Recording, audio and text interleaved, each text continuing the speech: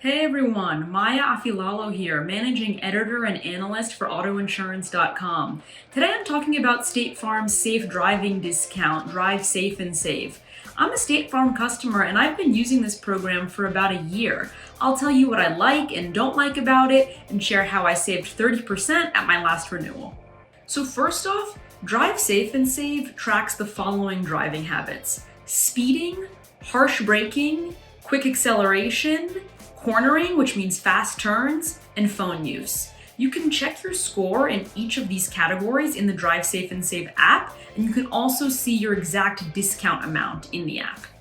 So two things in particular I like about this discount. One, unlike other usage-based insurance programs, Drive Safe and Save doesn't solely rely on my phone to track my driving data. It actually uses a Bluetooth beacon.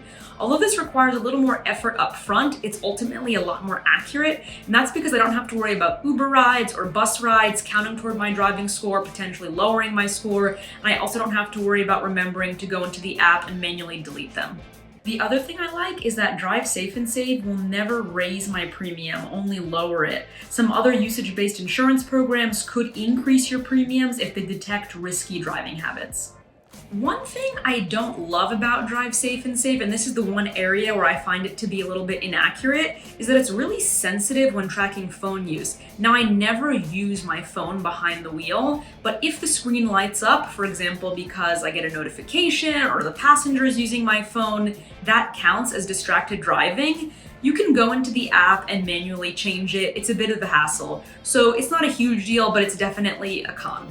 So how much do I actually save with this discount? At my first renewal, I only got about 15% off. When I spoke to my agent, I learned that the reason for this is that the app actually hadn't collected enough data about my driving habits. And that's because I delayed in getting it set up. That's a downside of that Bluetooth beacon. It was just one extra step. I procrastinated a little bit. However, at my last renewal, I got 27% off, so that's almost the full maximum savings.